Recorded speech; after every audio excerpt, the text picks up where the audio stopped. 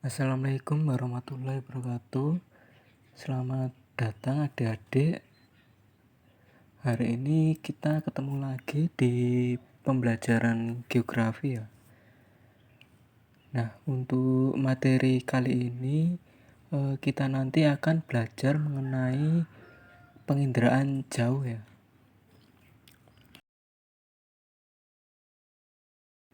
Untuk pengertian dari penginderaan jauh itu sendiri, ini menurut Lillisen dan Kiefer tahun 1979, penginderaan jauh atau remote sensing diartikan sebagai ilmu dan seni untuk memperoleh informasi tentang suatu objek, daerah, atau fenomena dengan jalan analisis data yang diperoleh melalui alat perekam atau yang dikenal dengan sensor yang menggunakan gelombang elektromagnetik sebagai media perantaranya tanpa menyentuh objek tersebut.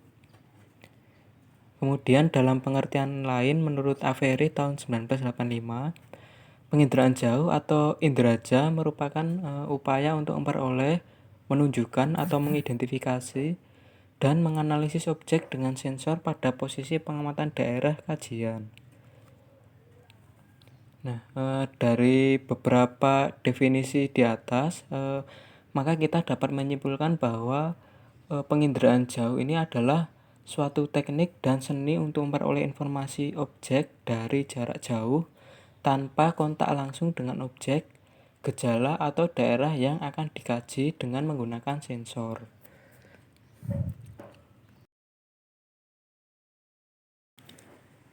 Selanjutnya adalah komponen sistem penginderaan jauh.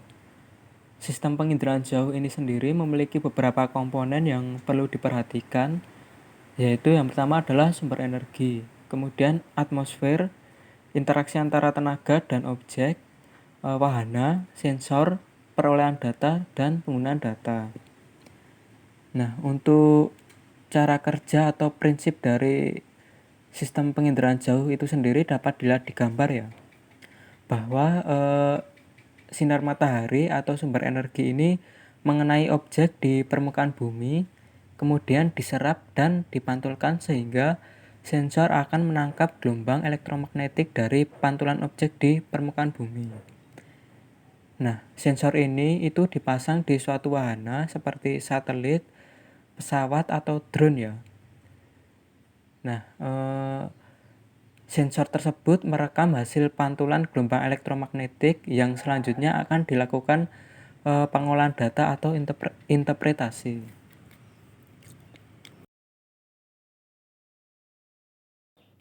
Komponen pertama yang akan kita bahas adalah sumber energi atau sumber tenaga ya. Nah, dalam penginderaan jauh ini itu harus ada tenaga yang memancarkan objek di permukaan bumi. Nah, tenaga yang dimaksud ini adalah tenaga elektromagnetik ya, yang berasal dari sinar matahari. Namun tenaga lain yang bisa digunakan selain sinar matahari itu dinamakan dengan sumber tenaga buatan. Nah, sehingga dalam hal ini dikenal adanya penginderaan jauh sistem pasif dan penginderaan jauh sistem aktif.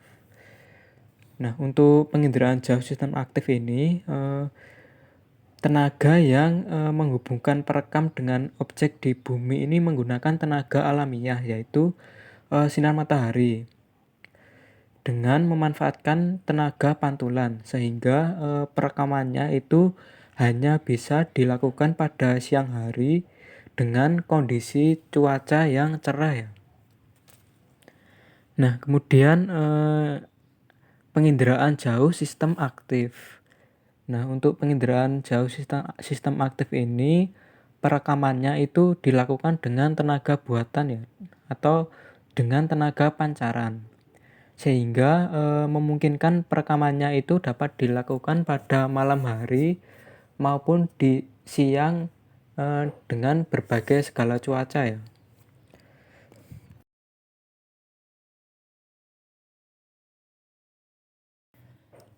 Komponen selanjutnya adalah atmosfer ya. Atmosfer ini mempunyai peranan untuk menghambat dan mengganggu tenaga atau sinar matahari yang datang ke permukaan bumi. Nah, tidak semua spektrum elektromagnetik ini mampu menembus lapisan atmosfer ya. Hanya sebagian kecil saja yang mampu menembusnya. Hal ini karena adanya beberapa hambatan ya. Nah, hambatan pada atmosfer ini itu disebabkan oleh debu, uap air maupun gas. Nah, selain itu hambatan atmosfer ini bisa berupa serapan, pantulan maupun hamburan dari pantulan objek di permukaan bumi ya. Nah, bagian dari spektrum elektromagnetik ini yang mampu menembus ke atmosfer dan sampai ke permukaan bumi ini disebut dengan jendela atmosfer. Nah, jendela atmosfer ini paling banyak digunakan adalah spektrum tampak yang dibatasi pada gelombang 0,4 mikrometer sampai 0,7 mikrometer ya.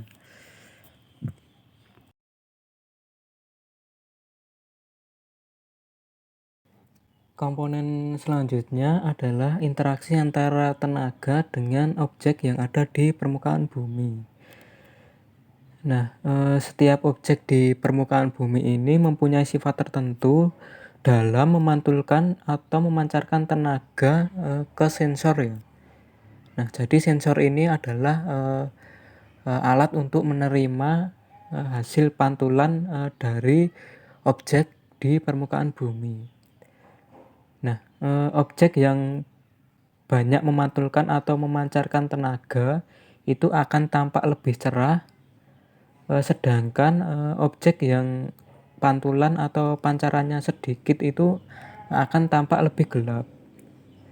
Nah, contohnya adalah untuk tampak lebih cerah adalah jenis batuan gamping ya. Kemudian untuk objek yang pancarannya itu tampak gelap itu contohnya adalah perairan ya, baik di sungai, danau dan sebagainya. Nah, untuk interaksi antara tenaga dengan objek itu dibagi menjadi setidaknya 3 variasi ya. Yaitu yang pertama adalah variasi spektral. Nah, variasi spektral ini mendasarkan pada pengenalan pertama suatu objek, misalnya cerah ataupun gelap. Kemudian yang selanjutnya adalah variasi spasial. Variasi spasial ini mendasarkan pada perbedaan pola keruangannya seperti bentuknya, ukurannya, tinggi, dan panjang.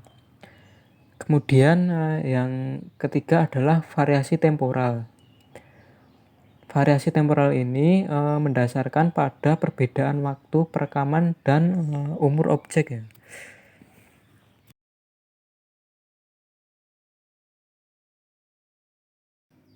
Komponen selanjutnya adalah wahana.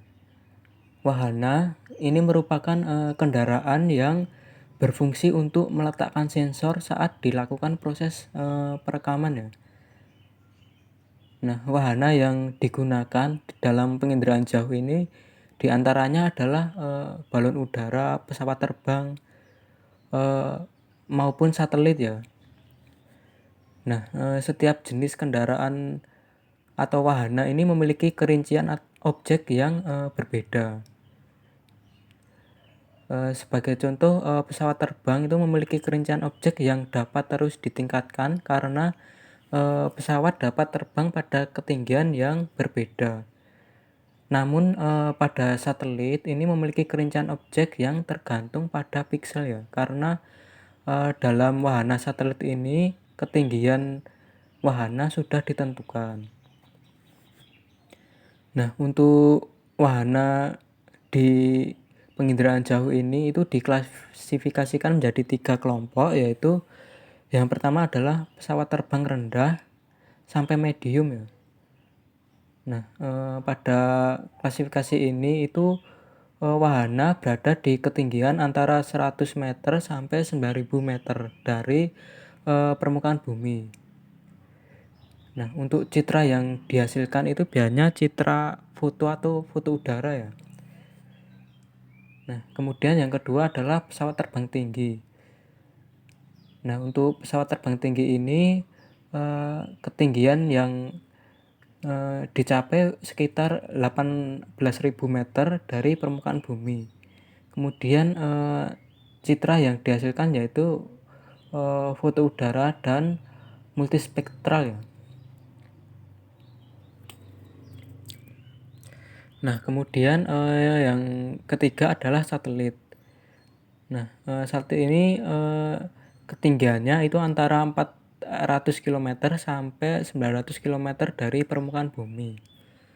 Nah, untuk citra yang dihasilkan ini berupa citra satelit.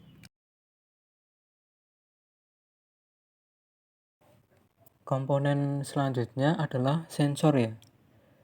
Nah, sensor ini digunakan untuk melacak, mendeteksi, dan merekam objek-objek di permukaan bumi dalam jangkauan tertentu ya. Nah, sensor ini itu bekerja dengan cara merekam gelombang elektromagnetik yang dipantulkan oleh permukaan bumi. Nah, ini ada beberapa kemampuan dasar yang dimiliki suatu sensor yang dapat digunakan untuk mengenali suatu objek atau fenomena di permukaan bumi, yaitu yang pertama adalah resolusi spasial. Nah, resolusi spasial ini adalah kemampuan suatu sensor untuk membedakan objek yang kecil. Semakin kecil objek yang direkam oleh sensor, maka semakin baik resolusi spasialnya. Kemudian yang kedua adalah resolusi spektral. Nah, resolusi spektral ini merupakan kemampuan sensor untuk merekam rentang panjang gelombang tertentu. Semakin baik resolusi spektral pada suatu sensor, maka semakin panjang gelombang yang direkam ya. Nah, kemudian yang ketiga adalah resolusi radiometrik. Nah, resolusi ini merupakan kemampuan sensor dalam membedakan objek berdasarkan perbedaan sifat pantulan atau pancaran gelombang elektromagnetiknya. Nah, kemudian yang keempat adalah resolusi thermal. Nah, untuk resolusi thermal ini adalah kemampuan suatu sensor untuk mengenali objek berdasarkan perbedaan suhu ya. Nah, berdasarkan proses perekamannya ini ada dua jenis sensor ya. Yang pertama adalah sensor fotografik. Sensor fotografik ini adalah sensor yang berupa kamera dengan menggunakan film sebagai detektornya. Kemudian sensor fotografik ini bekerja pada spektrum tampak. Hasil dari penggunaan sensor fotografik ini adalah bentuknya adalah foto udara. Kemudian yang kedua adalah sensor non fotografik atau sensor elektronik ya.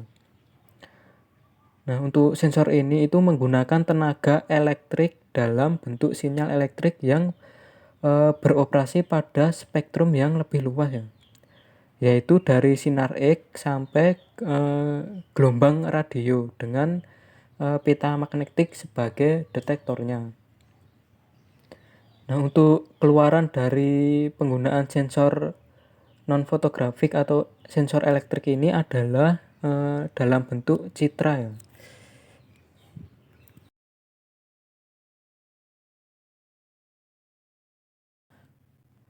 Nah, komponen selanjutnya adalah perolehan data atau pengolahan data ya. Nah, perolehan data ini dapat dilakukan dengan cara manual, yaitu dengan cara menginterpretasi foto udara secara visual ya. Nah, untuk cara bagaimana menginterpretasi suatu foto udara atau citra ini akan kita bahas pada pertemuan selanjutnya. Nah, kemudian untuk cara numerik atau digital itu dengan cara menggunakan data digital melalui komputer.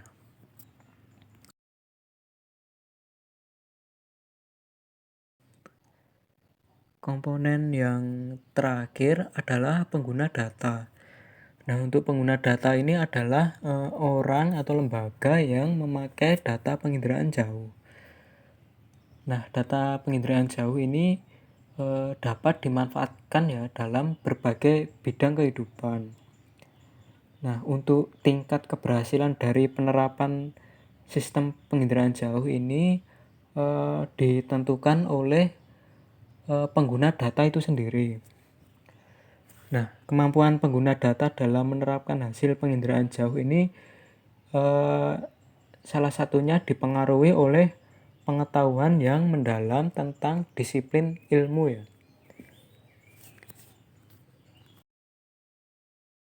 Oke, untuk materi penginderaan jauh pada hari ini mungkin seperti itu.